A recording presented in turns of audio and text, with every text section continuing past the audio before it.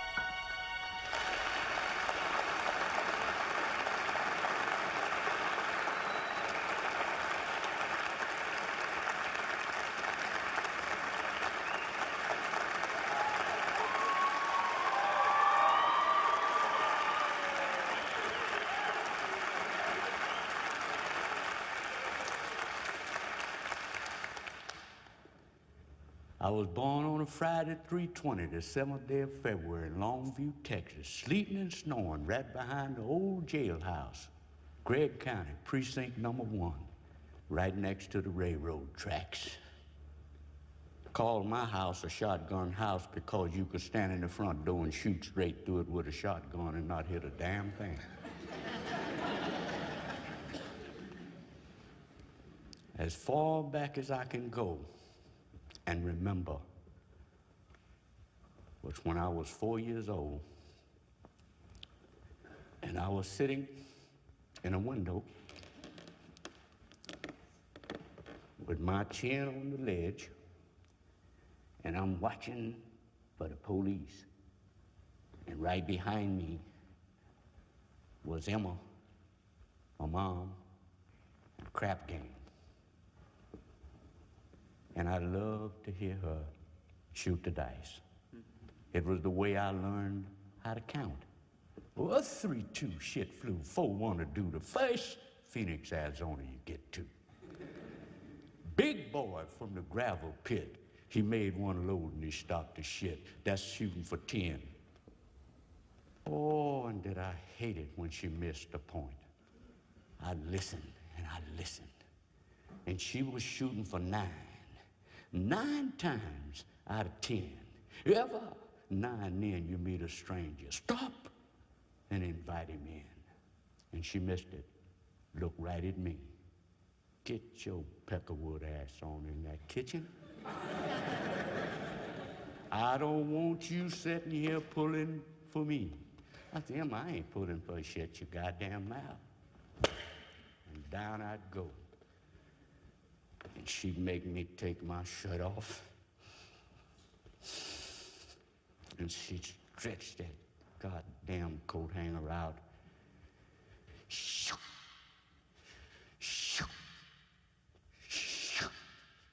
And with every lick, she said, if you holler, I'll kill you. I ain't gonna holler, Emma. I ain't gonna holler.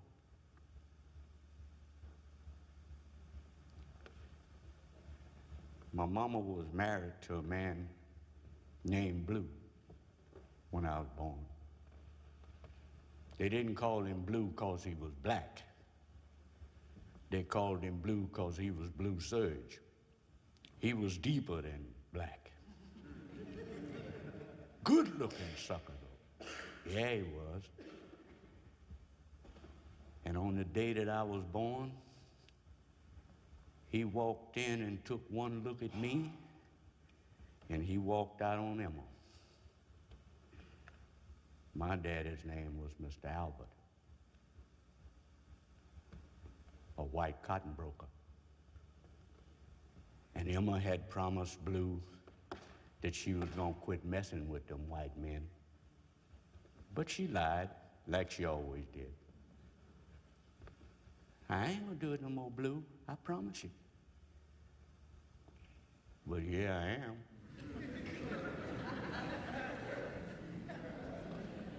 And that kind of put a wedge between me and Emma. like it was my fault.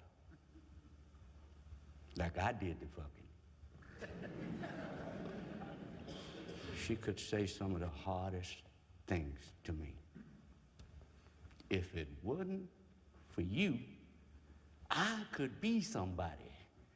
I'd have done left here years ago if it wasn't for you. And it always made me feel so bad because I loved her so much.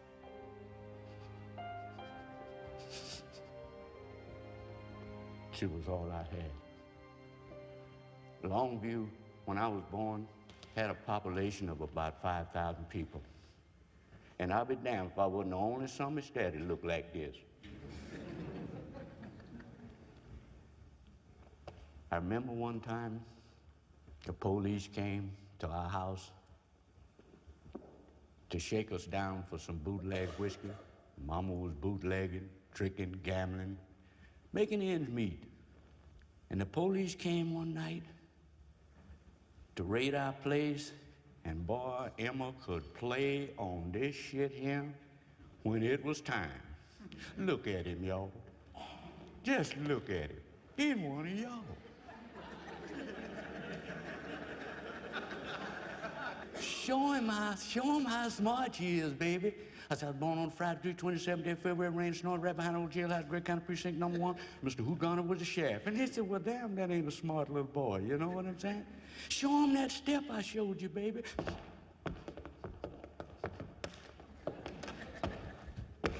And we didn't go. But one time, Emma come and woke me up in my cot. And she said, baby, the police is here again. And this time the whiskey man from Louisiana had come and brought us some stuff, and I didn't know it was in the house. And the police came that time, and I did all this big time dancing and buck dancing and shit. And the man looked down at the floor and saw a crack, and they lifted up the floor, and there was a case of whiskey. I was 4 years old, the first time I ever got busted and put in the fucking jail. Oh, I thought it was such fun. Oh, I thought that was fun, especially after the damn deputy let me blow the siren all the way to jail. They got Emma in the back seat, and I'm sitting up in this deputy's lap, and he said, you can blow that thing if you want to, and I had that motherfucker going wide open.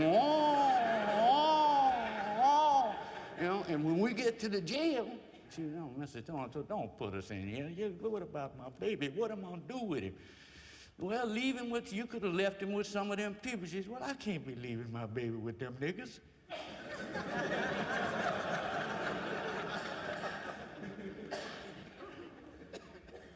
He's one of y'all white folks. But it didn't work well for damn that time. They had to put a box in my cell, put us right across the hall from one another, put him over there and lock the door, blum, I could hear her door slam. Put a box in my cell where I could stand up on it and look over there and see her across the hall. And when they left and caught the elevator and went back down, she hollered over to me, you all right, baby? I said, yes, sir. Is you scared? I said, no. Well, I goddamn sure am.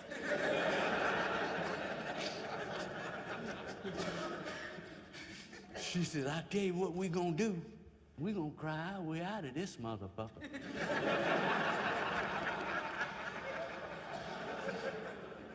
And she started hollering like hell. And she said, hey, boy, don't let me do all this goddamn hollering by myself. And I started screaming and hollering, and I'm thinking, it's fun to me. Oh, I was hollering, anything I could come with. But it worked. Within about 4 or 5 minutes, damn, them deputies were back up there and said, you too loud mouth, motherfucker, get your ass out of here. That's it.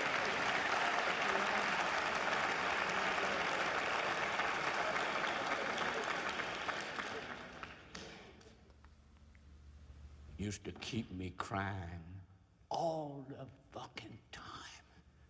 Scared me goddamn near to death when I was little, putting me to sleep with stories about rawhide and bloody bones. When she had a trick in the front room, she'd take me in there and sit down on my cot with me, and she'd say, now you got to go to sleep quick, because if you don't, rawhide and bloody bones gonna come get you. She said, he's got great big eyes and bloody meat hanging all off his face. And if he just touch you, you'll turn into a scab and die. There ain't no way you can keep him off of you unless you pour some salt on him. So I took the fucking salt box to bed with me every night. And I hurried up and went to sleep with that cover over my head, with one eye peeping out, hoping that big funky motherfucker didn't come in my room. And I ain't paid a damn bit of attention about what they was doing in her room, because I heard the springs squancher, squancher, squancher. But I'm watching for the man, you know. One night, Emma came and woke me up in my bed, in my cot, and she said, come on and walk with me. I said, where we going, Emma? Make some money.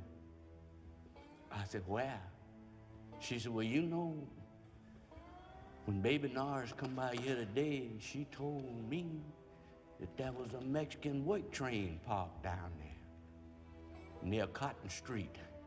She said, I don't give a goddamn for 4,000 messing in there. I said, we got something to sell. We're going there and sell it. We walked down the street. The railroad tracks deaded in right there.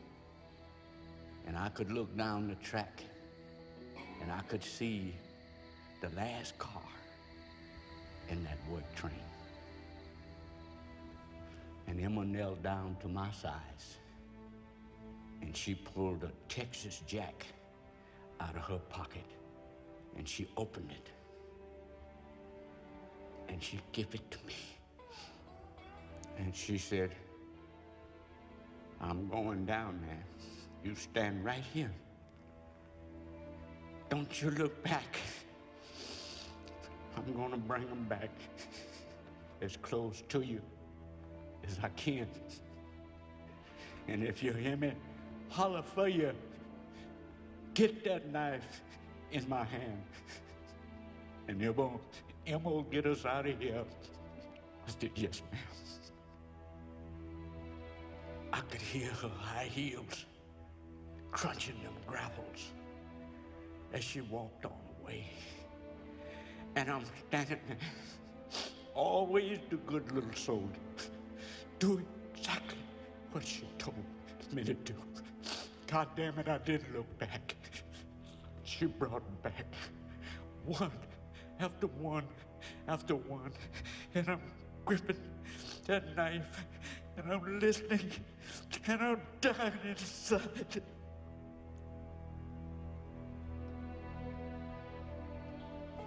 And way after a while, she said, baby, come help him get up. And I turned around and I looked.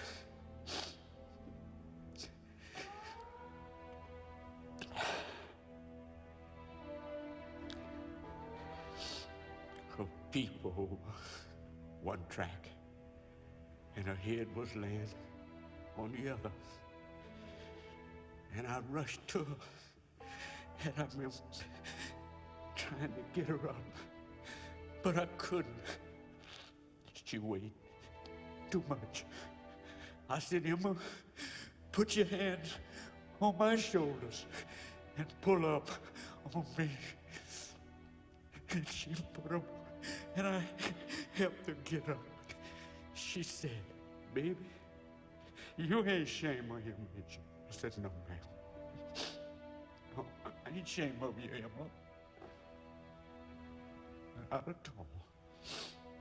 And just put her arm around my shoulder. And we walked on down the railroad tracks. And it was the first time that I'd heard her say what we truly was. She said, "You Emma's buddy?" I said, "Yes, ma'am. Yes, ma'am." She was always getting in trouble. And me right with her. Me right with her. Everybody in town could always say the bad things about me and Emma. Your mama likes white men. You don't even know who your daddy is. Boom! Yes, I do, motherfucker.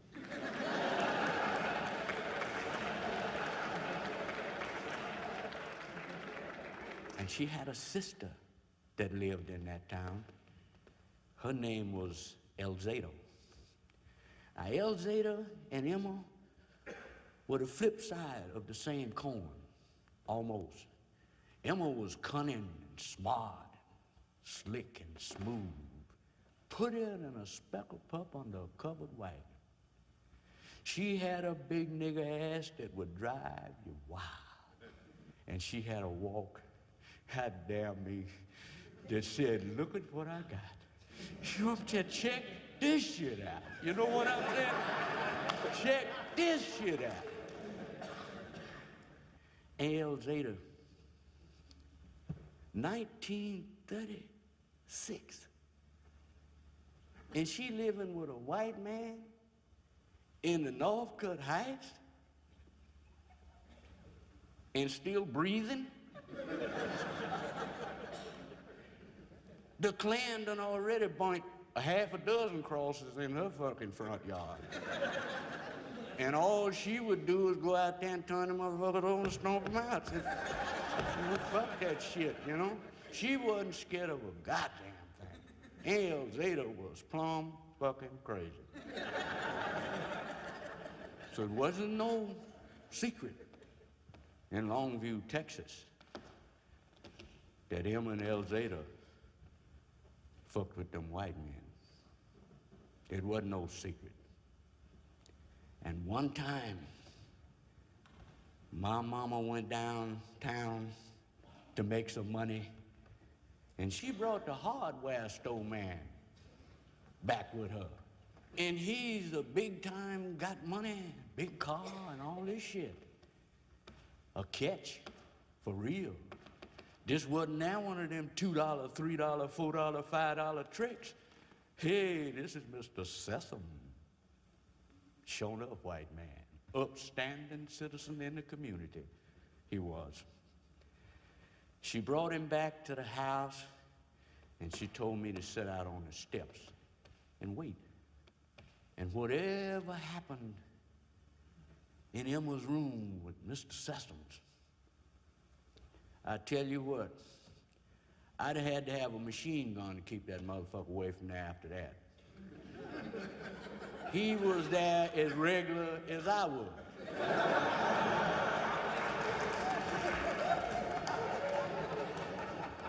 Couldn't get rid of the motherfucker. He'd come at 2 o'clock in the morning knocking on the fucking door, you know? And Emma B done told me, he said, "Tell him I ain't him." I said, "Emma, he know you in here." "I don't give a fuck. Tell him I ain't here." I said, "Mr. Sessom, she ain't cracked the door about this wide." I said, "Mr. Sessom, she ain't here." He said, "Do you know what time she's coming back?" I said, "No, sir. I have no idea." But this Mr. Sessom, he was a persistent fucker. He'd come all the time. I used to wonder in my mind, I said, "Do he ever sell in the motherfucking picks and shovels and shit up there?" Is he selling any shit because he ain't never there? He's him at my fucking house, you know what I'm saying?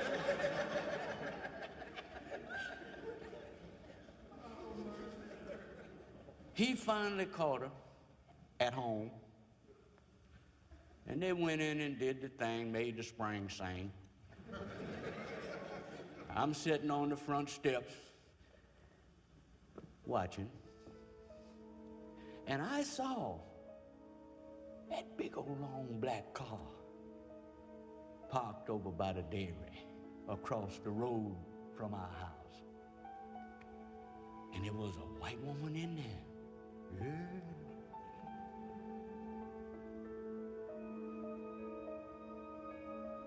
And she was parked there when Emma and Mr. Sessoms walked to the door, and he was fixing to leave, and she put her arm around him and said, "I'll see you later, baby." And that white woman seen every damn bit of it.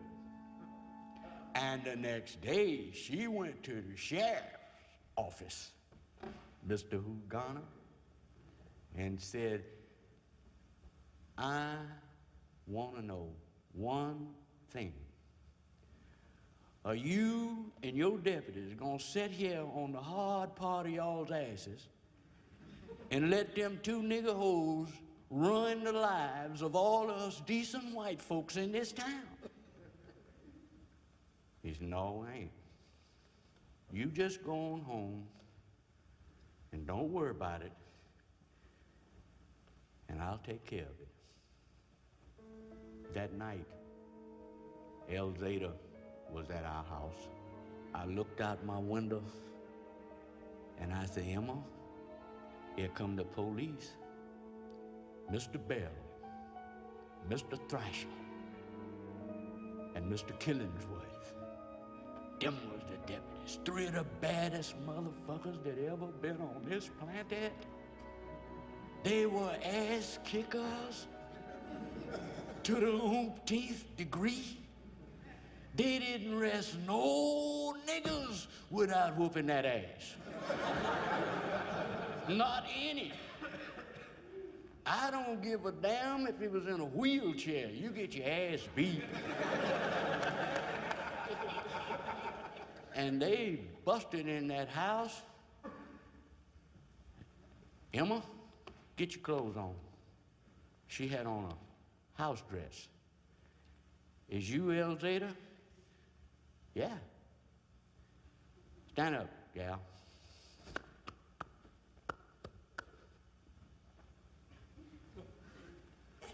Come here, Emma.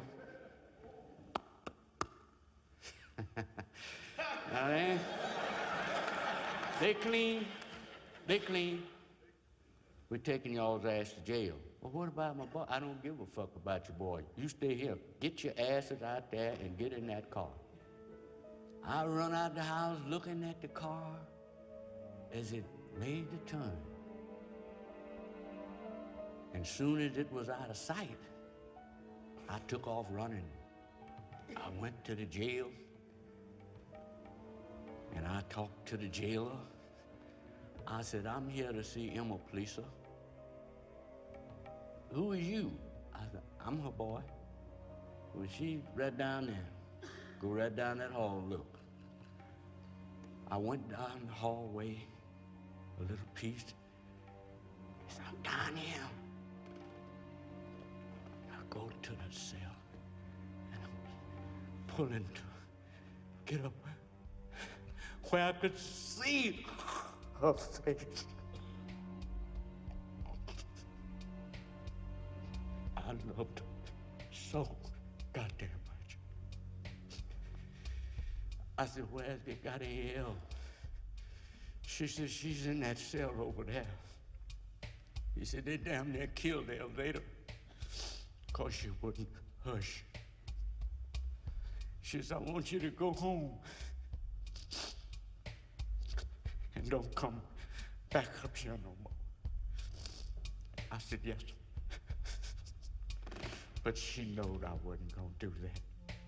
No way. No way. I stayed all that day and way over into the next night. And I was sleeping, laying on the fucking benches on the courthouse square. And I heard talking, and I raised up, And I looked at the courthouse, and I could see right first me into that door. There was El Zeta and Emma and the guys in the white sheets with the fucking eyes. And they was talking and cursing. And I heard him say, Mr. So-and-so, don't take our lives. At least give us a running chance. And one of the guys in the hoods said, hey, let's do it. That'd be a hell of a lot more fun than just dragging them for nothing. So they agreed to let them run for it. And I was right there when they went and got in their cars and they cranked them up and revved the engines. And one of them hollered out and said, all right, let them go. And Emma and El Zeta started running. They come within this far of me. I got off of that bench and I was hiding because I didn't want anyone to see me there, to know that I had done something that she told me not to do. She told me not to come back. And she stopped within 4 or 5 feet of me to kick off her shoes. And she and Adele was running, and the cars was after them, and I'm running behind the cars, and they was reaching out the windows trying to catch Adele by her hair, and Emma was pulling her away, and I'm running her and leaving her behind, and she'd have to slow up so Adele could catch up with her. When they hit that railroad track running, and the cars had to stop, and I heard one of the guys say, let's turn here, we can head the bitches off at the railroad crossing. And bless my soul, one of my mama's tricks, Mr. Patel, was an engineerman. Drove one of the big trains. He used to blow his whistle at night when he'd come through to let me know it was him. And he was pulling out. Elma and Adele running that track. And my mama caught it, and Adele caught it. And there was 6, and they was gone. Emma was gone. God damn it, Emma. I dropped it.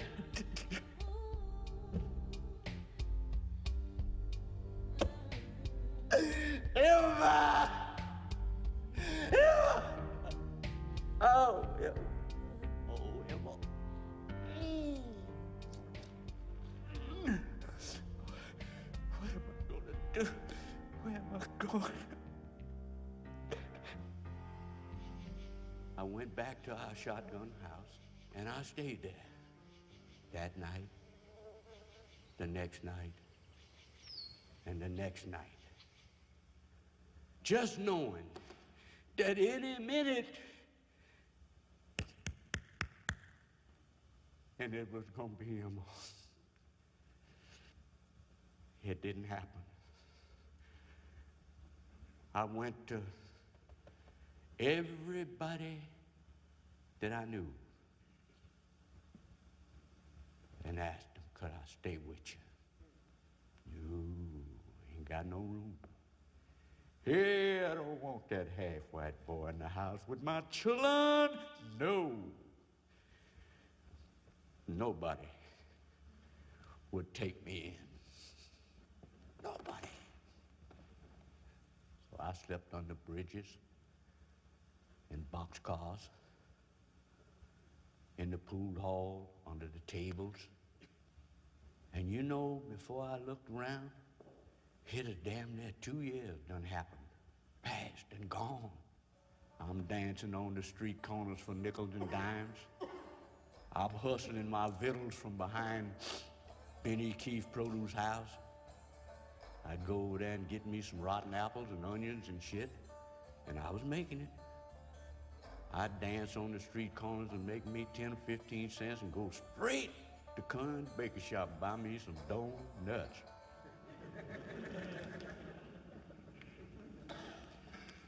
But I'm still just wandering around in the town, doing whatever to make it. I was sitting on a bench in front of a cafe one time, and this old guy, who everybody in town called Wino, he come and sat down beside me on the bench, and he said, "When you heard from your mama, boy?" I didn't say nothing. "When's she coming back?" "You go to school?" I said, "You know what, Wino?" I said, "You sure do ask a whole lot of motherfucking questions, you know."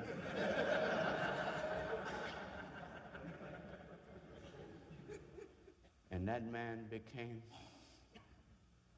a dear friend to me. He was a retired railroad brakeman. And he'd sit on his bed at night and drink that wine, and he would tell me how to read the labels on the boxcars. He taught me all the signals, the railroad track lightings, 2 blues, woo woo. Motherfucker ready to leave, you better catch it. I'd have done anything to get out of there, but I was scared to leave, because I knew in my heart someday Emma would be back to get me. And so I'm anchored down. I can't leave, but I want to. Yes, I do.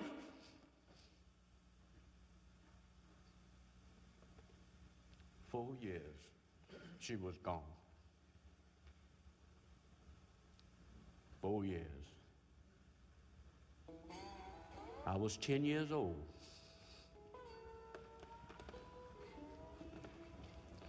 And I was laying in Wino's room, and I felt, wake up, baby. It's Emma. I'm back." I thought I had died and gone to heaven. When I opened my eyes, ooh, she looked so good to me. She had on her black sequin dress, and she looked so good. I said, "Emma, is it sure enough you?" "Yeah." She said, "Get up, put your clothes on. I'm getting you out of here." I said, all right. She gave Wino some money. "Thank you for keeping my boy," and took me out. When I went out to the car, there was this Mexican man in the car. She said, "Name's Sabado." She said, "Ain't he good looking?" I said, "Yeah, Emma, I kept your crap blanket while you was gone." Not a word is, "How you been doing? How you been doing? What's been happening to you? Emma's glad to see you." Not one.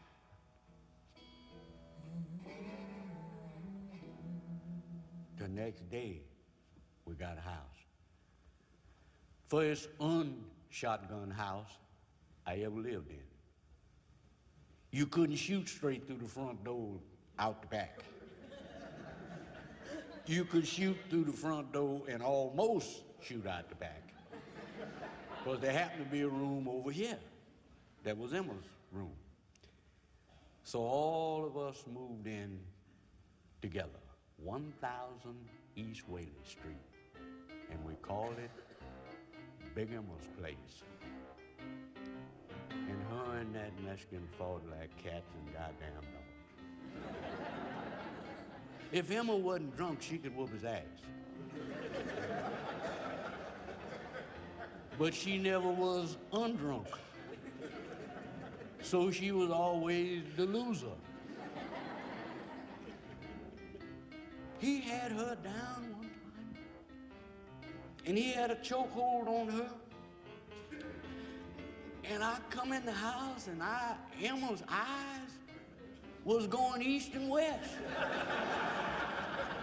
He was choking her to death. And I said, Emma, you want me to help you?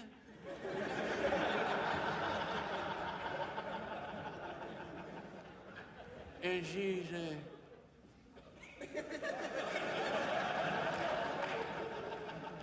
I went over there by the stove and I got a piece of stove wood and I eased back over there. Boom! And I hit that motherfucker right back there and he turned her loose and he got after me, which is what? Just what I wanted. Let her go. Get me. So he made a break at me, but then he remembered, hey, I ain't got nothing to fight with. There's two of these motherfuckers, you know? We had a big old black trunk about this high, and it probably was made in 1843. It was an old antique trunk. And this is where Sabado kept all his shit at. Namely, his hatchet. Emma's still woozy. She ain't quite together yet from the long choking, you know? She ain't got her shit together at all. I'm trying to fan him off, you know what I'm saying? Come on, motherfucker. You know what I'm saying? Get me, you know what I'm saying? But I'm ready to go, too, if he fuck around, you know? I'm ready to boogie. See? So I lifted that thing, that lid, and rammed his hand off in there to get that shovel, and Emma, oh, goddamn it. Goddamn it, Emma, get off the fucking trunk, you broke my fucking arm. She said, She said, I've been laying to get your goddamn ass. You know, she said, you've been hitting me, whooping my ass for years now. Goddamn it, Emma, get your goddamn big ass off the trunk. You broke my fucking arm. She just doing, I wonder why she do it like that, you know? And she called me. She said, come here, baby. She said, if I get up off this trunk, do you think you could hold it down? I said, not just by sitting on them. I said, but if I stand up on it, I said, believe if I get up on it and I can brace my hands from the ceiling, I said, I can hold it. She said, get up there then. I got up on that motherfucker, and I put my hands up against that ceiling, and I was bracing like that. And she said, you got him? I said, I got him. She said, now don't tell no dirty. She says, you got him? I said, I got him. She said, well, I'm finna get up now. You sure you got him? I said, I got the motherfucker. Get on up. She wanted to make damn sure. So when she got up off of that trunk and checked the situation out and seen that I had him, Sugar Ray Robinson would have loved the footwork she put down. She said, oh, you motherfucker, you. You know what I'm saying? Oh, you motherfucker. Boom, you know what I'm saying? Oh, yeah. Yeah. Boom, yeah. Yeah, you been whooping my ass and you got him, baby. I said, I got him. Boom. I said, Emma. I said, stop hitting him with the back of your hand. I said, you're gonna break your goddamn fist. She said, I want to break it on his goddamn head. I wants to break it. She whooped that man big time. Till she just flat give out. She said, I'd hit you one more time, but I can't raise my goddamn arm. She said, look at my hand, baby. I done fucked it all up. It's as big as a boxing glove. Well, she'd been hitting him like that. She said, I'll tell you what.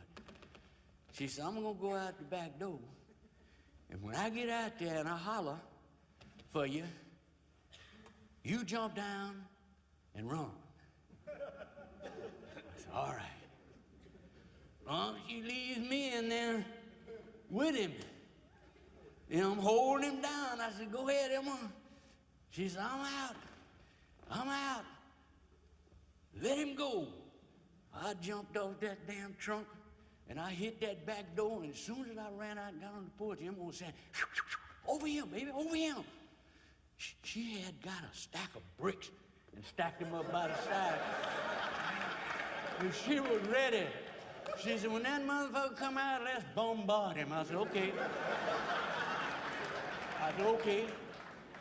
Here he comes out. I can't speak Spanish, but I goddamn sure no cussing when I hear it.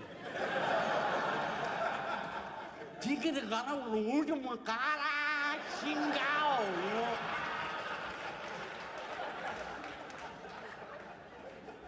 know? When he got within sight, we started blasting him with them earth apples. That damn eye cut went, you know, we was hitting him too. We was landing on his ass. He couldn't do nothing but this until we got him out in the road. I mean, I was putting some Satchel Paige shit on his ass. You know what I'm saying? And Emma, she's chunking at him like she's rolling fucking bowling balls, you know? You motherfucker, you. And he was catching them motherfuckers and feeding them back at me.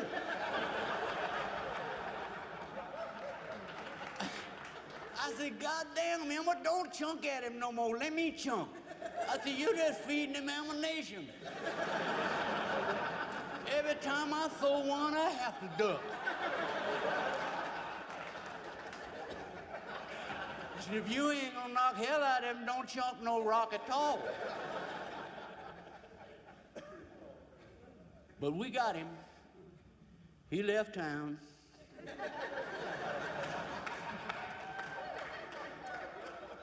We didn't see him no more. Not any damn more. Back open season in the house. Big Emma's place was wide open. Emma was paying the police and snitching on the other niggas that was gambling in town. We had a house full of crap shooters that day. She'd look around in the crowd and say, come here, baby. Yes, ma'am, Emma. Take these $2 and run down there to the liquor store and give me $2 roll of nickels right quick. I left running. I go to the liquor store and I get that $2 roll of nickels. And I'm coming back running fast than Jesse Owens. I'm coming, I'm running. It's in the dark, and I'm boogieing, trying to get back with that change like she told me to. And my damn hand hit my leg, and them fucking nickels went out in the dark. And I'm out there flying around in that goddamn grass, looking for them nickels, and I can't find them. Goddamn, I got to face that woman. Woo, I got to go back in there and say I lost that money. I went back in that room, the crap room. They was gambling. She said, give me a change, baby. I need it right now. I said, Emma, I lost them nickels. You did what? I said, I lost them. I said, I was running and my hand hit. She just pushed that crap table back. And said, yo, get out of my way. And she walked over there to where I was, and that teeth right there is crooked today. She hit me in my goddamn mouth and knocked me flat as a flitter. Boom! And I went down. And I shook my head, and I stared, and the blood was running out of my goddamn mouth. And I said, for $2 chicken shit dollars, you do this to me.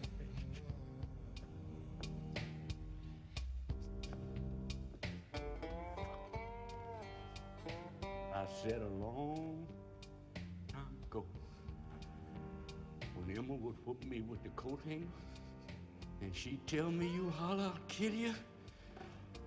Oh, I used to sit there on that damn crate and rock with the tears rolling down my face, and I'd say, long as I live in this world, and another motherfucker gonna ever whoop my goddamn ass. No more. Ain't taking no more beatings. And she bust me the last time. Fuck it. I went in my room and I got my jacket and I put it on and I hooked him.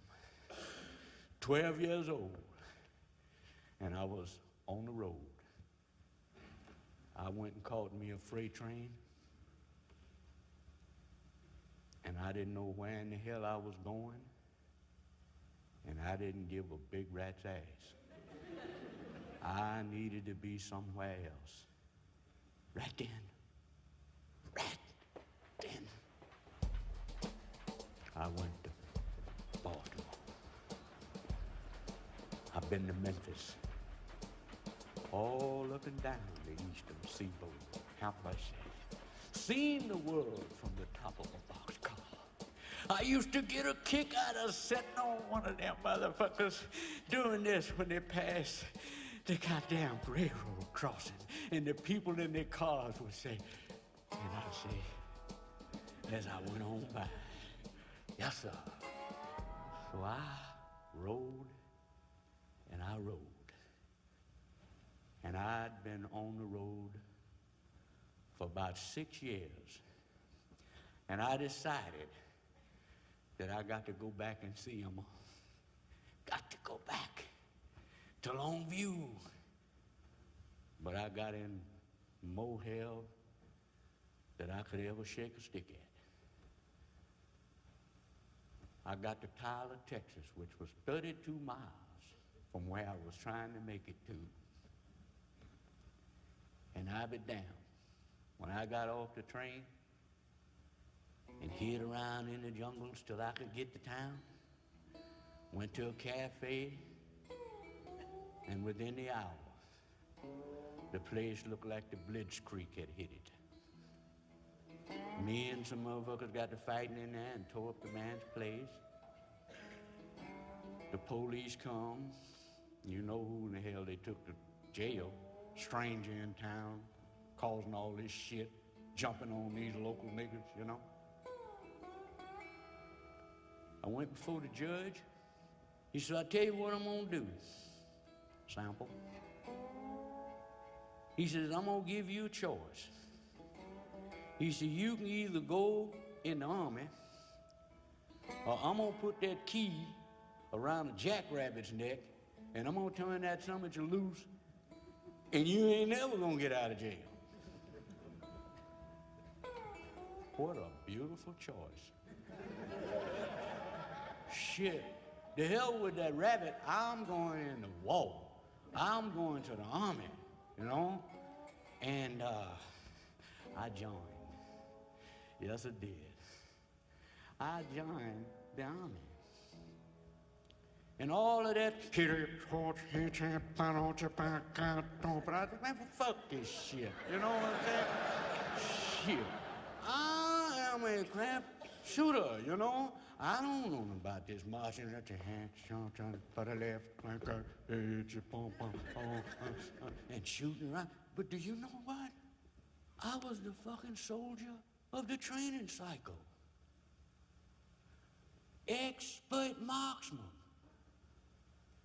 Looking good. 147 pounds of solid steel. Woo! More dangerous now than I ever was. And I couldn't wait to get home and let Emma see me in my suit. Woo! When I got off that bus in Longview, God damn, I was stepping deep. I mean, I knowed I looked good. Them clothes was fitting me like I'd been melted and pulled in them. Yes, I did. And had an ass pocket full of money. And a belt around my waist full of money. I'd want all the money in the base. All the money. Everybody owed me some money. And what a homecoming. 2 ass pockets of money and looking good. And ain't seen him in a long time. I walked up in the yard and I had a sister. Hadn't seen in ages. She was about yay when I left. She never did stay with us no how. Pat was in the yard and I came walking up and she turned around and saw me. She said, Papa, is that you? I said, yeah. I said, where's Emma? She said, she's in the house. I went in there and I set my duffel bag down and I eased Emma's door open. And there she was, sitting on the side of the bed, crying. I stood there a while because she didn't know I was there. I just stood. And she looked around and she saw me. She said, my God. Is that you, baby? I said, yeah, Emma, it's me. She said, oh, you look so good. I said, I wish I could say the same for you. I said, what is the matter? She said, Blue died. I said, yeah? Right out there on the front porch. She said, me and Blue was planning on getting back together. After all these years. She said, but I sure do miss him. Left everything to me. I said, he did? She said, yeah, all this Social Security, everything. She said, I'm gonna spend every goddamn dime of it on Blue. Every dime. After the funeral, and we went back to 1000 East Whaley Street, the game was going good. Emma was in the kitchen, and all of the crap shooters was just admiring. Goddamn, Miss Big Emma, you sure had Blue put away. I tell you, when I die, that's the way I want to be buried. And she was in the kitchen cooking and singing. And I done won all the money in the crap game. Come in here, baby. I went in the kitchen. She said, run down there to the liquor store and get me another bottle. I said, Emma, I don't work here no more. I said, send one of them other motherfuckers. I don't work here.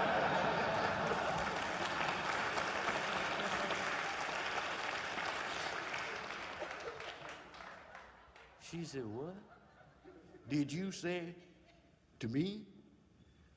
I said, Emma, I done been down there 2 or 3 times. I said, brought you to them. And she said, don't you talk back to me, you half-white motherfucker, you. If it wasn't for you, me and Blue, I said, hey, no. I said, ain't my fault. I says, wasn't my goddamn fault. Don't you turn your goddamn back and walk away from me. And she had that knife in her hand. I knew what she was going to do to me. And I wheeled around and I hit her.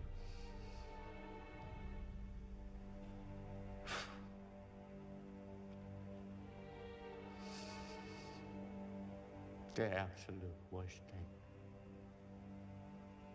I felt like I could have ever done in life.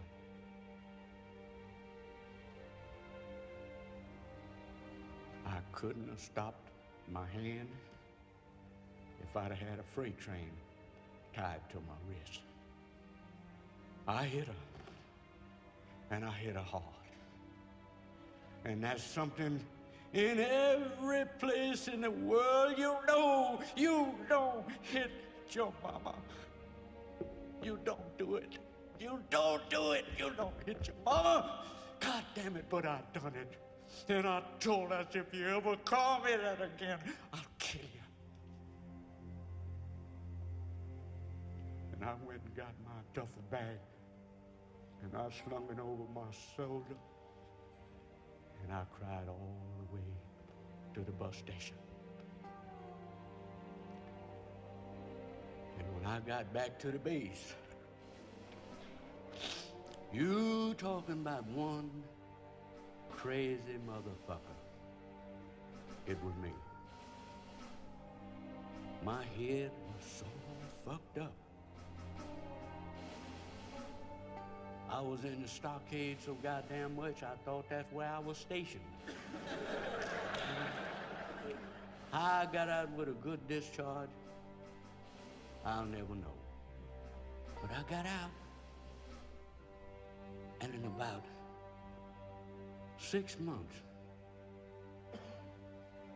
I was standing for a judge. And that son of a bitch was telling me, I sentence you, Albert Sample, to 30 years in the state penitentiary. I had been classified as an incorrigible, unsalvageable human being, and classified to be sent to the Retrieve Penitentiary, known as the burning hell. Fuck it. I can do 30. I caught Black Betty at 3 o'clock that morning. Black Betty is the transfer truck. Looks like a bread truck. They can cram more motherfuckers in there than you can in a cracker box. It was 60 of us on that truck. Log chains around our necks with a sergeant locker. Cuffs here and the ankle chains down below. And inside of that wagon, you had to sit with your neck hung out so it didn't pull too hard with the guy with the chain across from you. And when Black Betty backed up to that back gate and they opened the door to the truck, bring your ass on off of that, nigga. Now, come on. And the first thing I looked up and saw was 1934. And I thought in my mind, I'll be damned. This Widowmaker was born the first time I went to jail in 1934. And there I was, standing at the back gate of the burning hell.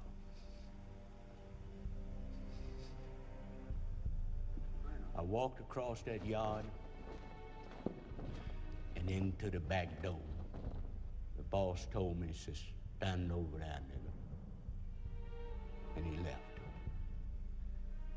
I was standing there under that inside picket where I could look up and see the boss's soles of his shoes as he walked around looking down. Here come the squads coming in, coming down the hallway, running. going into that tanks. 85 men to a tank. And about 15 minutes after we got through eating, and I was headed back to the tank again, the picket balls hollered down at me. "Old new nigga?" "Yes, sir." "You wait down at that picket." I said, "Yes, sir." 3 or 4 minutes later, I hear the jangling of spurs. And this was the infamous Captain Smooth that they told me they was gonna send me to get my heart right. I could hear spurs coming down the hall, the ching, ching, ching, ching, ching, ching, ching. And he stopped in front of me and he says, "Got you some big time, ain't you? 30 years out there taking them people's money. Well, I got a place for your rotten yellow ass. Put him in number 3 tank. You catch that number 1 whole squad nigga when it comes by." "Yes, sir." I went back in the tank and I waited. And way after a while, you never heard no sound like this bell. Ba-ding, ba-dong, ba-ding, ba-dong. "All right, open up them tanks, boys." Doors open, and everybody scrouges to the front. And somebody in the back of me said, "New nigga, you better get up close to that door. Y'all the first ones out." And somebody else said, "God damn, Boss Deadeye gonna have a field day with that nigga." We come out of that motherfucker like a bat out of hell. Last nigga out the door got kicked right in the ass. Boop! Out on the yard, I see a boss on a horse, a boss on a horse. I counted them as I went by, 8 of them, all with their rifles and their pistols, and they're sitting there looking like death. And I run by, and that captain hollered, "You got 27 on boss?" He said, "That's right." And old Boss Deadeye, who wore a patch over his eye, hollered to the lead road nigga. He's the pace setter. "Old road runner?" "Yes, sir." "You niggas head on to that hoe rack. Every nigga get a hoe." Every time I tried to grab a hoe, somebody'd say to me, "Put that hoe down, man, that's mine." I'd grab another, "That's mine, man, that's my hoe." I said, "Man, fuck you. These things belong to the goddamn state."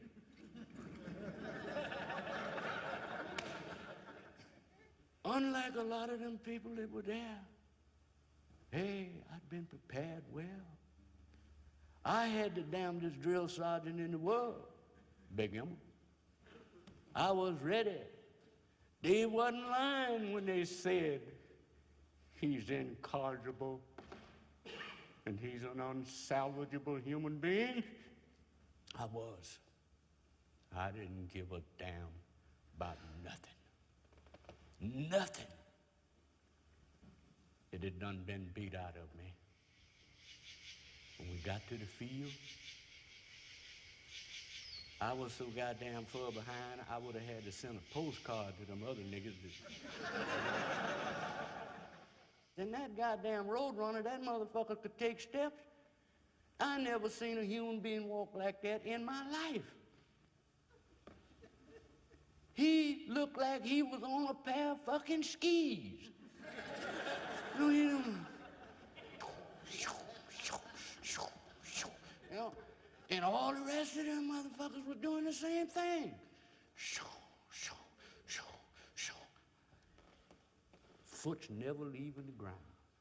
And I'm running along the side, trying my damnedest to hang in there. I was glad when we got somewhere where we could stop. And we got out there in the woods and started digging around and digging up stumps. And I ended up with a damn hole that didn't have but a half a handle. So I'm over there around a damn stump. You know, like I'm working in a garden, you know? And that one-eyed motherfucker rode his horse over there. And he sat there and he looked at me on his horse. He says, "Old new nigga, come here." I walked back about 5 feet. Gotta stay 10 from him. Take off my hat. "You know what you mind me of?" He said, "You minds me of a big yellow pile of shit." He said, "I think that's what I'm gonna call you, is old yellow pile of shit colored nigga. And when I call you that, you better answer me." I said, "That ain't my name, man." "What?" He said, "Well, you goddamn Maud Dickens son bitch you," and then he started trying to ride his horse over me. Me and that son bitch was going around and around, and he was trying to hit me with them fucking reins, and I caught a hold to him and did a loop and had him where he couldn't get his shotgun after me. And we went round and round and round. He truly was having a field day with me.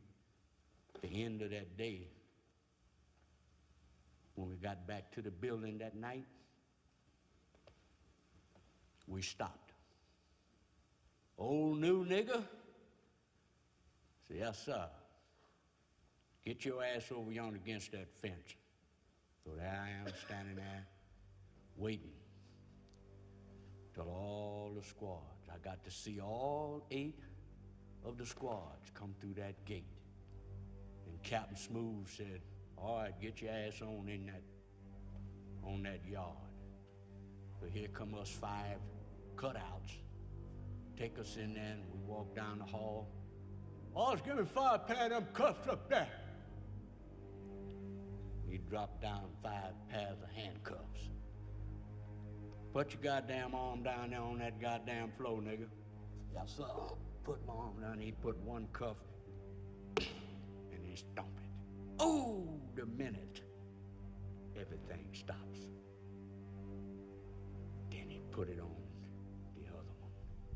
And they hang me like so on the bars till my toes just touch the floor. And the pain is like something I ain't never felt before. In a few minutes, there was no life here. I knew I had to hurry up and do that so I could get some blood through there. I could feel it affecting my heart, where I could feel and I'm looking down the line, and good God, I was in as much pain as anybody. But while I'm hanging there, I remember them words. I remember them loud and clear. "If you holler, I'll kill you." So I got reputation as being a impotent darky. That nigga's impotent. Got an attitude. And they was determined to break this darky. They wanted me to say, "Have mercy," and I couldn't. I hung up there right by the mess hall, ain't had no supper. And they hang you right by the mess hall where you can smell all the victuals behind you and hear them other convicts eating the goddamn shit and rattling them pans. All of that's part of the punishment. But hey, I'm used to that. I done been punished before. Ain't no big deal. But along about hour 6, I wanted to piss so bad. And the guy next to me said, "If you pee in your britches, man, that's another hour."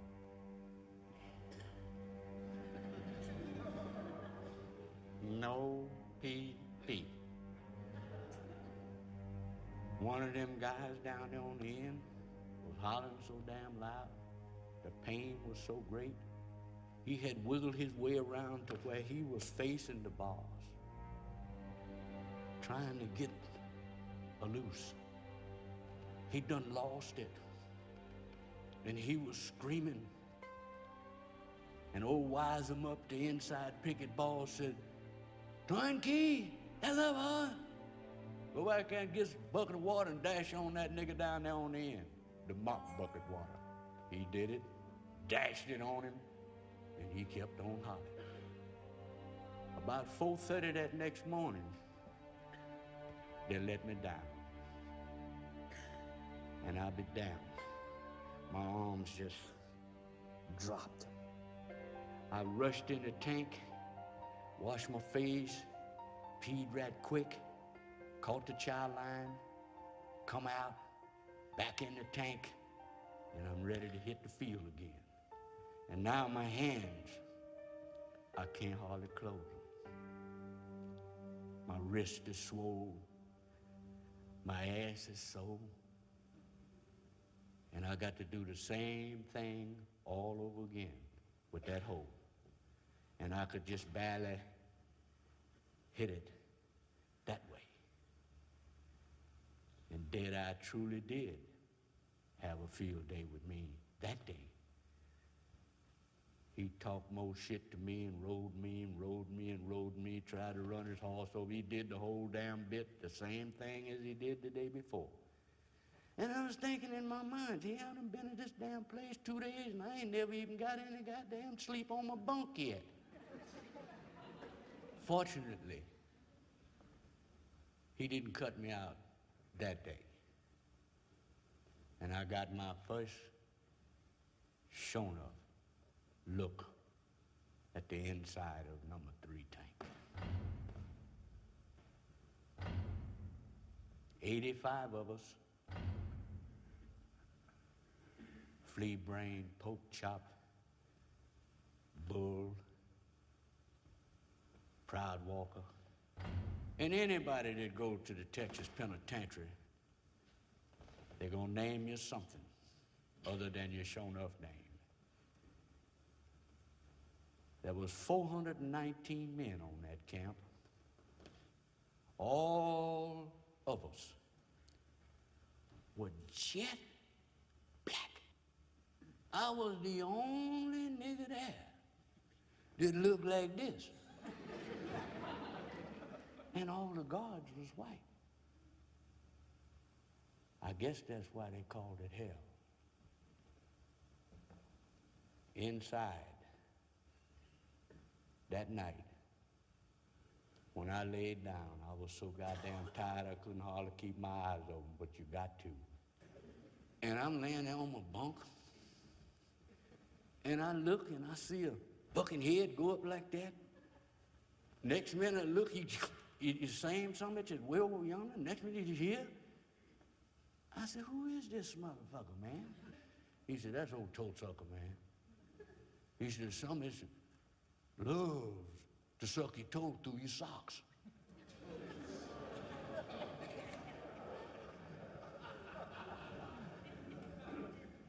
So I immediately turned my feet up under my ass, you know what I'm saying?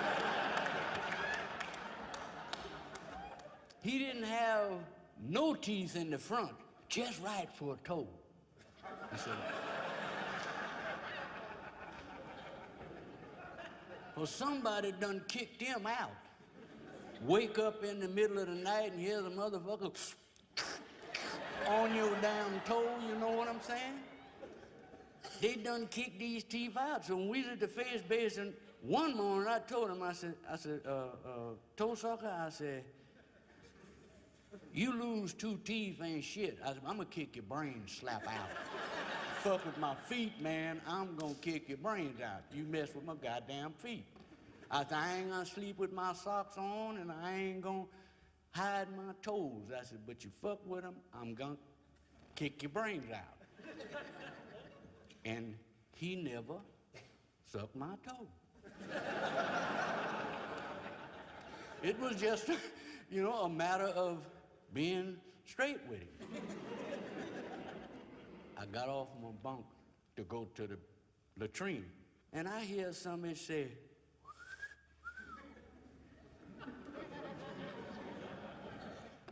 I said, you gonna get your mouth twisted where you ain't never be able to move it no more, buddy.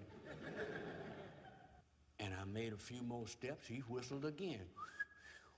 And I said to myself, hey, my future and this bad motherfucker is on the line. So I walked very nicely, trying to keep my legs together. Because I don't want no motherfucker whistling at me. I went back to that shit stool. When I first went in there the first day, I seen that one of them commodes, the seat part that you sit on, was broke half in two. So I went and got that half. Yes, I did. And I had it by my leg when I walked back up that alleyway. And when I got even with that nigga's bunk, I split his fucking head like you would a pumpkin with that tool. Boom! Hollered like a stuck pig. Couldn't whistle no more.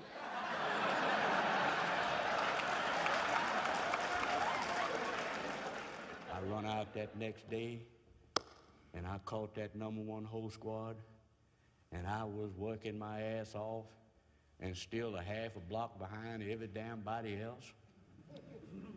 And I made a cardinal mistake. 'Cause nobody ain't told me this cocksucker don't want you looking at him when he raised that patch to wipe that matter-ass eye out. I didn't know that. So when the sumbitch heisted, I looked at him.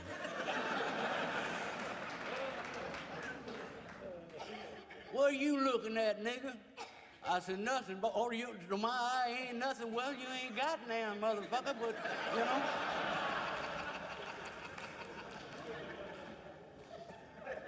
So there we go again, round and around. He trying to whoop me with the reins. You know, I was, oh, my God. There I am that next night. They don't put me on the cuffs. I done been there 3 fucking days and spent 1 night in the tank. On the 4th night, hey, I'm in the pistol. Solitary confinement. They call it the pistol 'cause it smells like piss. Got a little 50-cent sized hole in the middle of the floor, concrete slab, no face basin, no commode, half a cup of water and a half a biscuit a day. On the 7th day, you get a square meal. Fuck it. I don't give a goddamn. I ain't scared of the dark. Fuck rawhide and bloody bones. You know what I'm saying? Fuck him. Bring him on. Shit. I don't need no assault no more. I will kick his ass if he come in here with me. You know what I'm saying? So now I go to solitary, and I say, fuck it, you know, I'm in here, ain't a goddamn thing to see. And it ain't nothing to do. Like, what do you do in solitary? Nothing. 3 or 4 days of that, they let me out. I'm back in the fields again. But every fucking time I'm getting weaker by the minute. My wrist is fucked up. I ain't had much to eat. And I'm steady trying to keep up with Roadrunner. And it began to dawn on me that these motherfuckers is gonna starve me to death if I don't go to work like they want me to go to work. I ain't never seen no goddamn cotton growing and never picked none or none of that shit. You know what? I hadn't. I've been riding boxcars, traveling the world. And here I am in hell with a hole that I don't know what in the hell to do with other than picking the ground, you know what I'm saying? Like I got a garden. I'm scratching around everything. Oh, this is gonna be the prettiest stalk in the field, shitting the rest of the people way over yonder. Done gone and left my ass and they're laughing, looking over their shoulder, laughing at me. glad that the man got somebody to fuck with other than them. I began to watch Roadrunner. That summit had a lick that would kill a mule. Yes, it did. Aside from his shit, that sucker could handle a hole. And I'd watch him, and I'd watch him, and I got where I was hitting pretty good, you know what I'm saying? I'm hitting pretty good damn lick here, but that boss is still on my ass because I can't hit it good enough. I've been there about 3 solid years now. Hey, I can keep my roar up. Shit, I can look at this shit and laugh too, like the rest of the people. I'm doing all right. I'm hanging in there. And Deadeye done got drowned in a goddamn boating accident. How mercy. Woo! Ain't got to worry with his one-eyed ass no more. You know what I'm saying? He's gone. We laid in a long time, the #1 whole squad did. So long did we begin to wonder, how come we ain't going out in the fields and working? Everybody was going out and working in the fields except the #1 whole squad. What the hell's going on? We've been laying in for damn near 2 weeks after Boss Deadeye had died. And one day, old Korea, who was the warden's flunky at his office, came in and he whispered to somebody on the tank. He said, y'all's new boss done come. Woo! He said, who is it? He said, I heard Big Devil call him Boss Band. Black Rider jumped straight up in his bed. He said, good God Almighty, I ought to leave now. He said, I was on that motherfucker on Ramley, man. He is a killer. Within the hour, it was raining like hell. Wise them up hollered down on the tanks. All you #1 niggas, come on out of them tanks and get out on that yard. We out there. We run out the door and we line up against the wall. And we standing there. And here comes somebody. That motherfucker had on a black hat down over his eyes. And he don't look like he'd ever laughed a day in his entire life.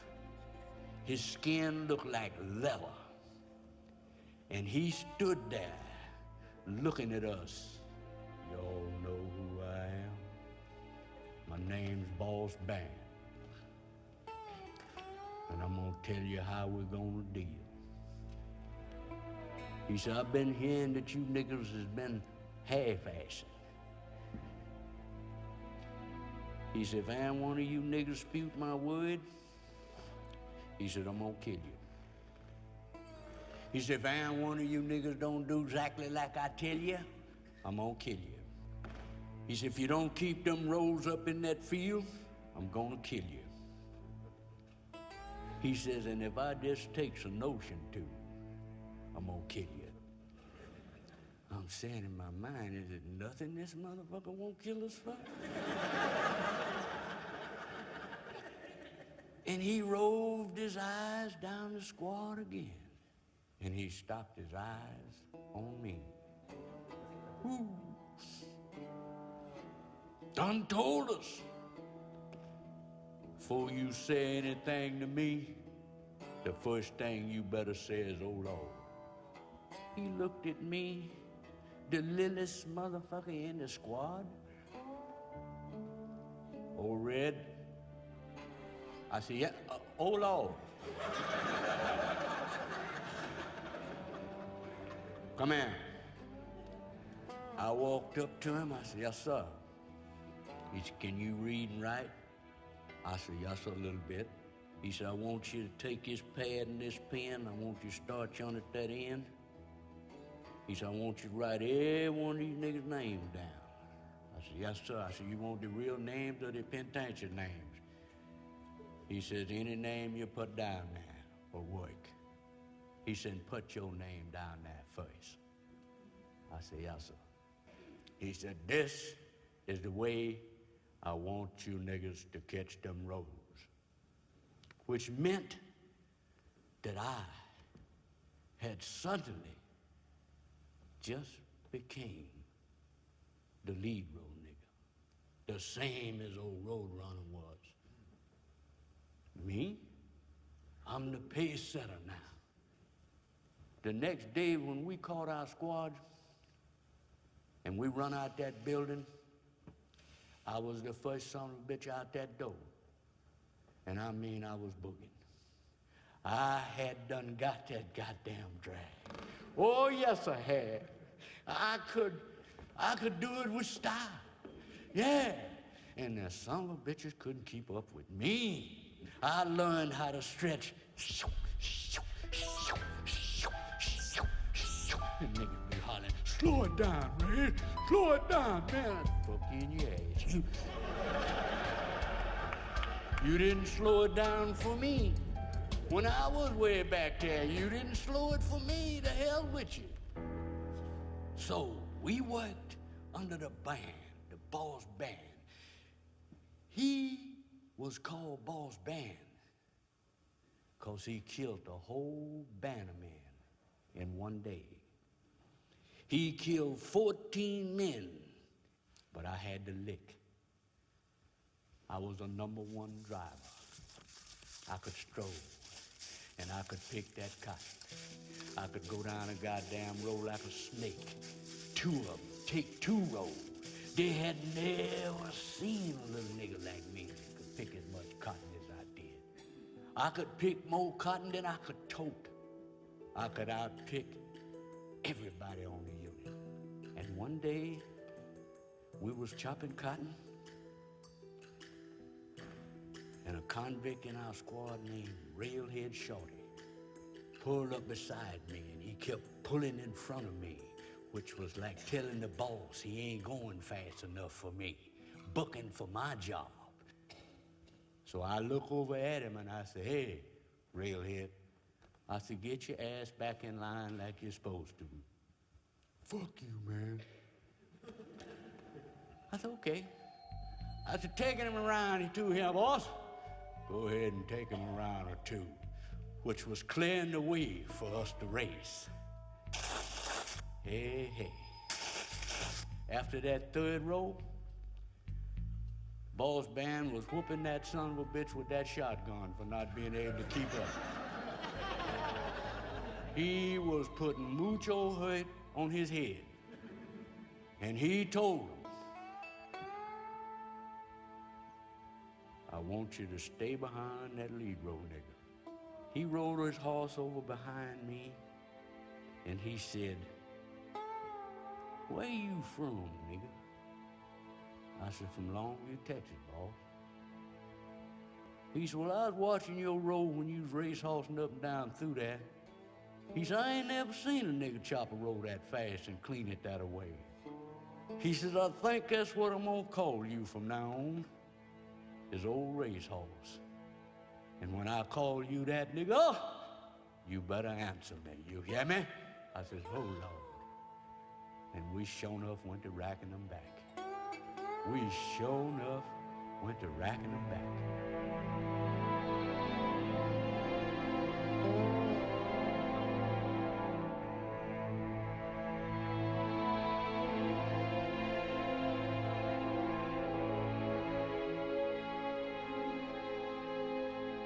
We was chopping cotton one day, and we had a nigga in the squad named old Rapehead. The Boss Band called him back and told him, said, get that bowl of cotton you left that nigga. And when Rapehead bent over to pick that bowl of cotton, he cut loose on him with both barrels, blowed a hole in him big as a black diamond watermelon.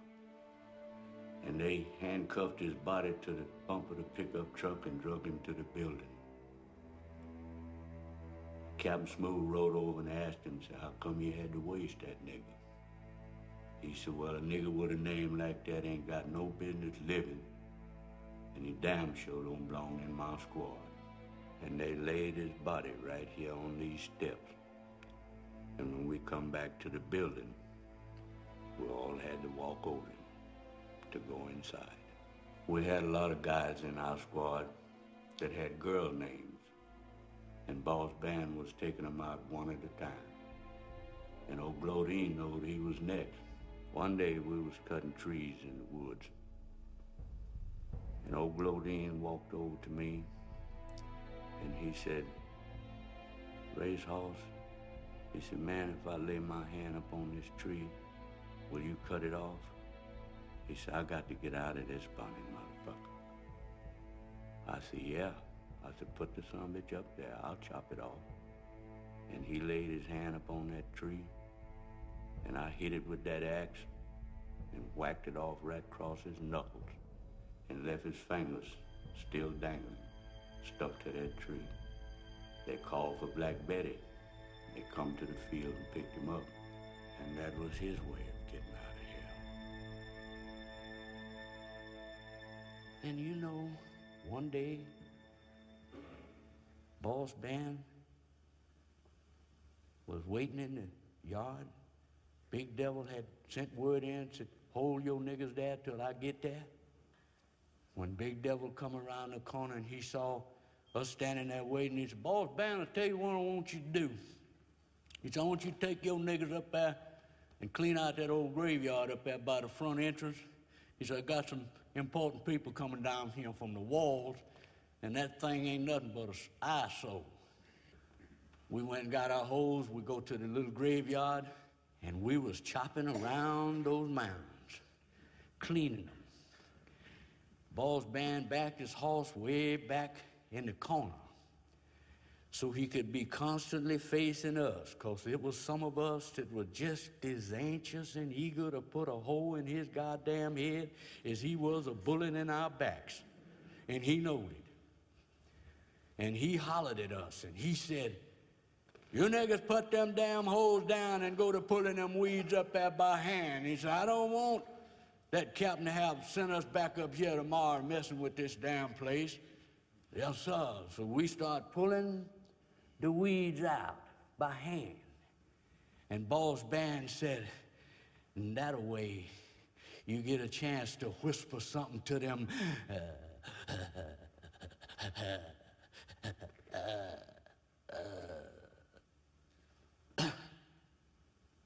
He fell off that goddamn big black horse of his that he called Satan. He bucked and pitched for a few minutes. Hey, bless my soul, he was gone. Somebody walked over and looked at him and said, "Boss Band is dead." And we all walked and took a look. Good for him. Some of the guys in the squad wanted to run away.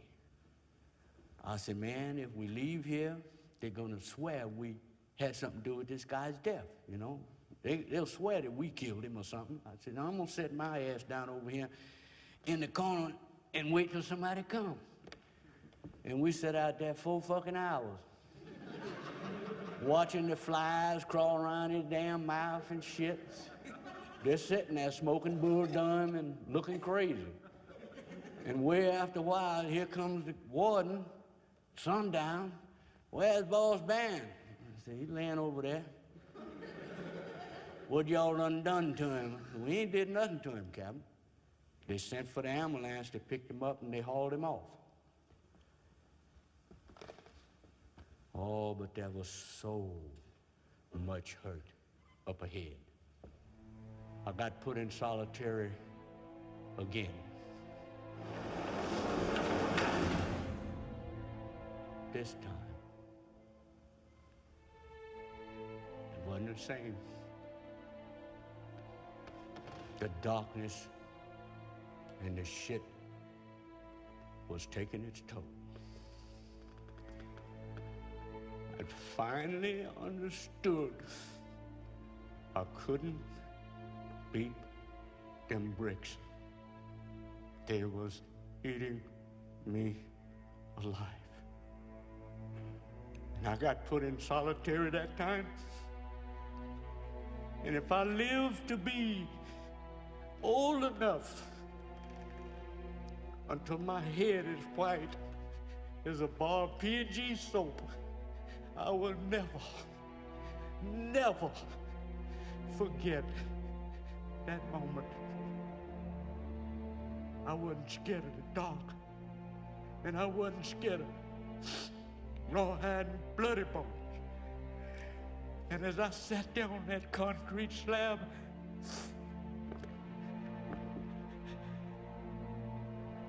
I never felt so fucked up in my whole life. It was like I thought, said, God damn, man, you done narrowed your world down to a matchbox size. 3 billion people in the world and don't now know where you at, and nobody gives a damn. I got up off of that slab and I beat the walls, I banged my head, I kicked it, I screamed, I yelled, and nobody can hear me because it's soundproof.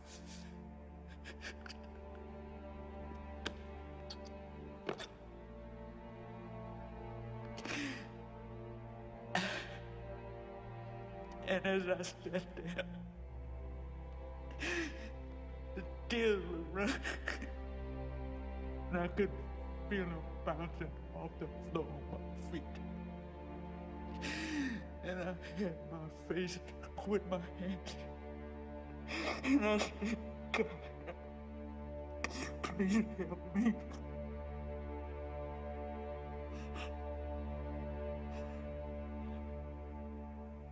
I didn't hardly get the words out of my mouth.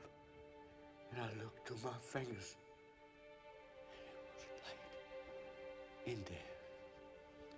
I could see everything. The softest, most beautiful feeling came over me. I felt so good. Didn't see nobody. But I sure know something was in there with me. And I laid back on my bunk, on that slab, and put my hand under my head. And I never felt so much love in my life. And it was like in an instant, like something was playing a movie real backwards. I could see Emma's childhood that she told me about. I could see what they did to her when she was a little girl. Her daddy killed her mama when she was 4 years old. And they did mistreat her. And I never felt so much forgiveness in my life. And it was like something had lifted off of me, a weight.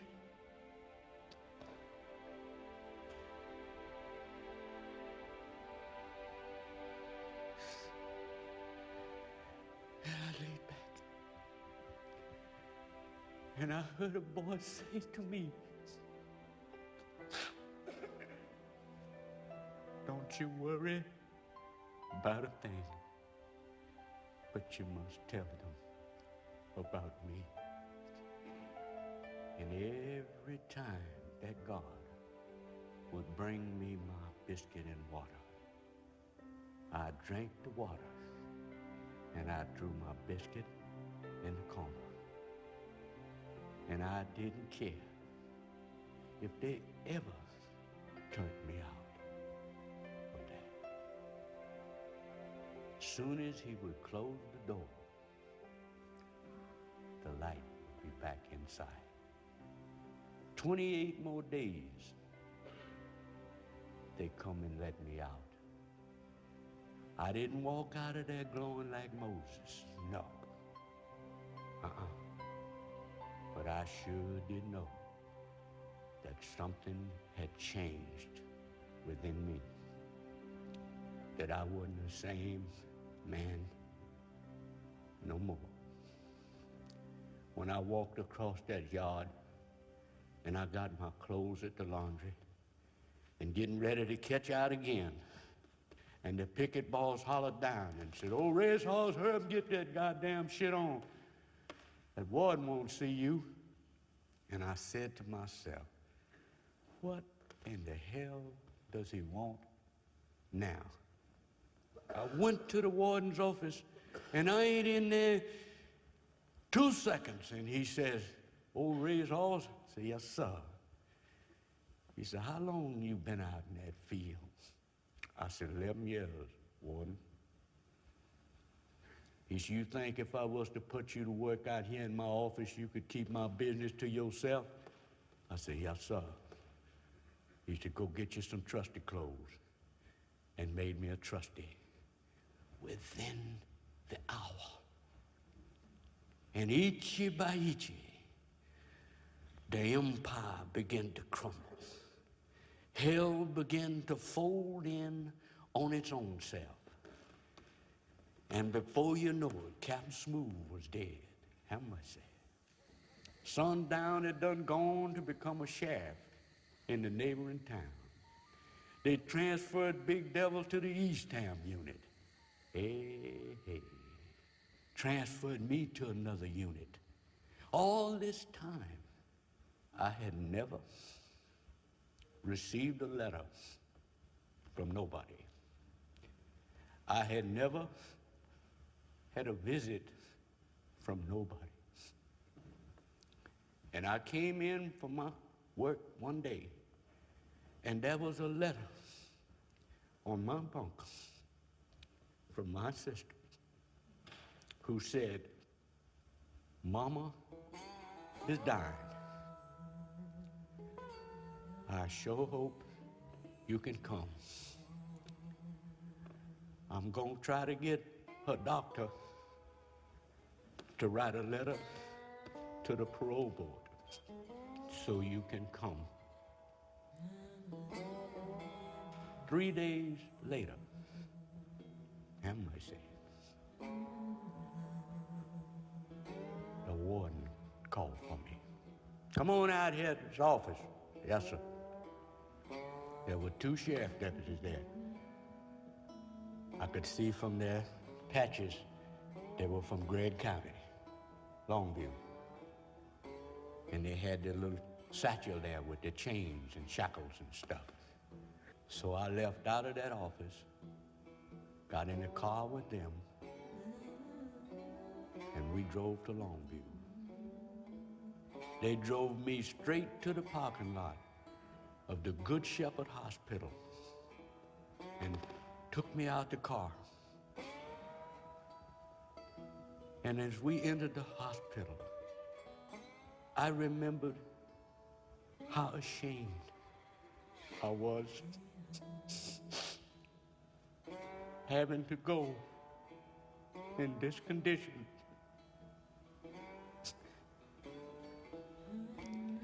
And how the people were looking at me, going.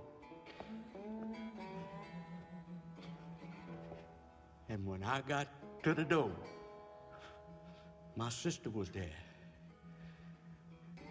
And she asked the deputy, "Do you have to chain him? He ain't going nowhere."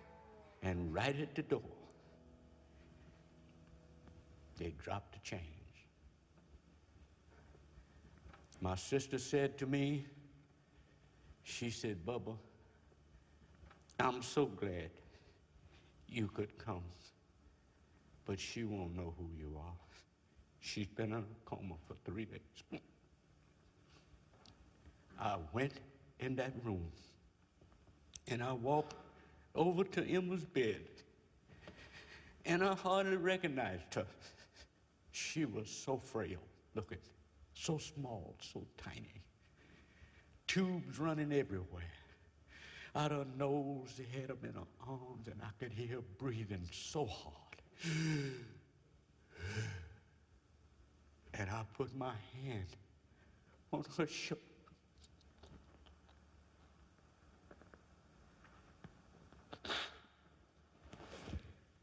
I said, "It's me." And she opened her eyes, and she looked straight into my And she said to me, Emma knowed you was coming, and I wasn't about to go nowhere till I seen you. Is me and you still buddies? I said, yes, ma'am, the best kind. And she was gone. 30 seconds is all I got. But what a peace, what a peace, what a load. Oh my God, I would not have wanted to leave this planet, and me and Emma wasn't all right.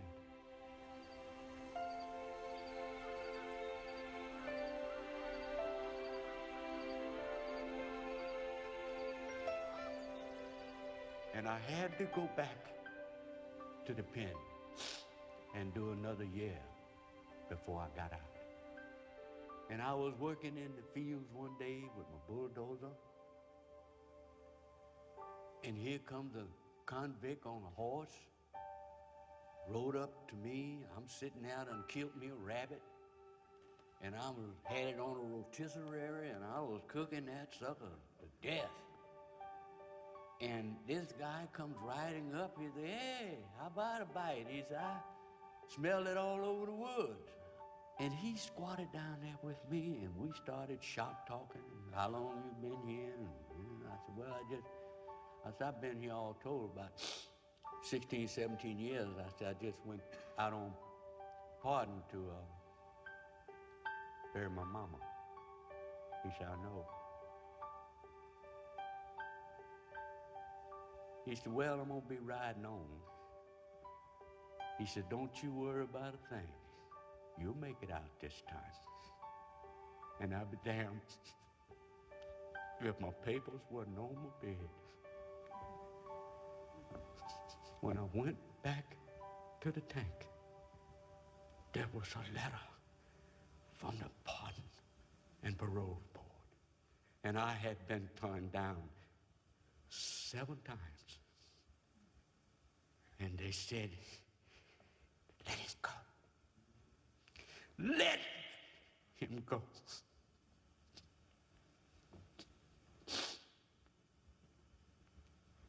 December the 18th, I got my papers. January the 12th, 9:45 a.m.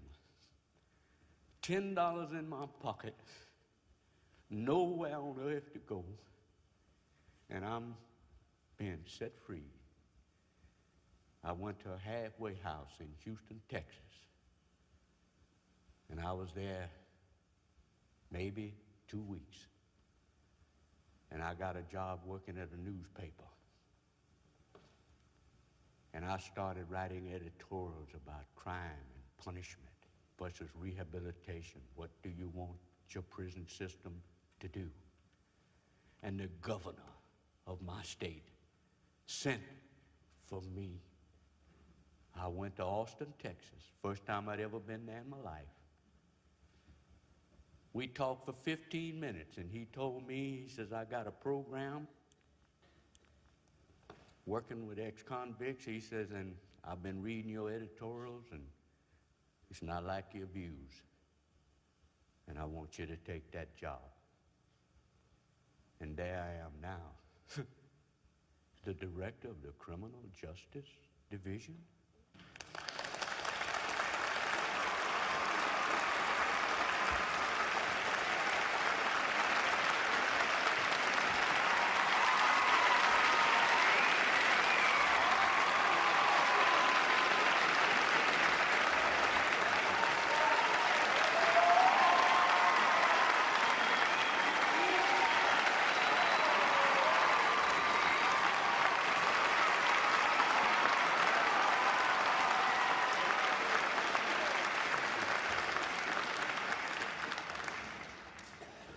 Part of the job that I got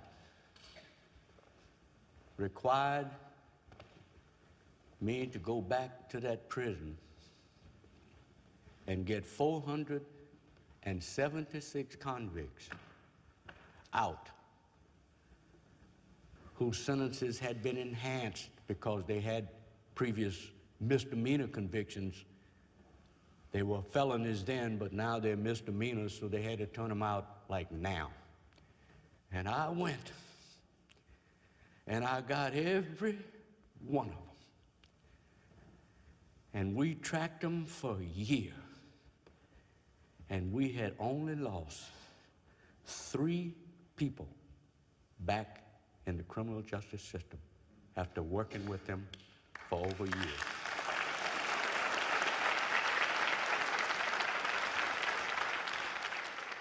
I made at least 100 trips. And on my last trip down to get my last client, got him out, got him to the airport. He was going to Arizona, got him on the plane, got him away. He's headed home. And I headed back to Austin, I thought. And if I live to be 1,000,000 years old, I don't know how I made the wrong turn. While I was at the prison the last time, I saw Big Devil's son, who was now working in the penitentiary as a guard. And I asked him, I says, how's your daddy? He said, oh, he's doing fine. He done retired. He's living over in Lovelady. Him and Mama got a little place over there. I said, well, good. I said, when you see him again, I said, tell him old Racehoss said hi. He said, I will. And I got in my car, and I left that place, and I'm driving down the highway, listening to my radio, and I'm driving down. And I'll be damned if I don't look out the window, and I see a sign that says, Lovelady, 16 miles. I said, what in the hell am I going this way for? And I said to myself, well, what the heck? I'll drive on over there and holler at him. I drove my car right down in front of this nice country white wood frame home, pretty yard, little fence around it. I parked. I went up to the door, and I knocked. And old Miss, that's what everybody called his wife, she came to the door. She didn't recognize me. I knew her. Yes. I said, is the warden here, please, ma'am? Zan, somebody here to see you. And here he comes, his glasses down over his eyes, and he was coming out of the back room like he had been working in his garden or something, but he was wiping his hands off, and he came to the door and pushed the screen door open and looked. He said, well, I'll be goddamn, old Racehoss. He said, what in the hell are you doing here, old Racehoss? He came out, have a seat, have a seat. We sat down on his swing, on his porch. And he said, what in the hell are you doing in Lovelady? I said, I got lost, warden. I said, I was at the penitentiary picking up my last client. I said, I made a wrong turn somewhere else, and I ended up right here on your porch. He said, well, where are you working at? I said, I work out of the governor's office. He said, well, I'm damned, you might be able to help me out.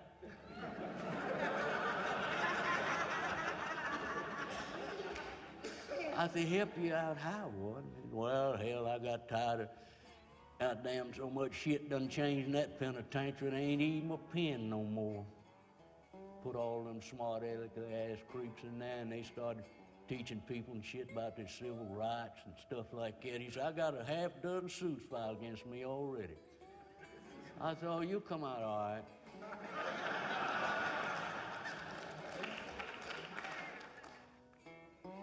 He said, oh, miss, bring us a couple glasses of that lemonade in here. She went and got 2 glasses. Lemonade, brought them out there and handed us to us on the swings. We're just sitting there rocking. I said, warden, I said, you remember the last time you had me put in solitary? He said, yep. I said, well, God come to me that time, and I just wanted to tell you that. He said, well, you know what, old Racehoss? He says, I'm glad that I had something to do helping you get your heart right.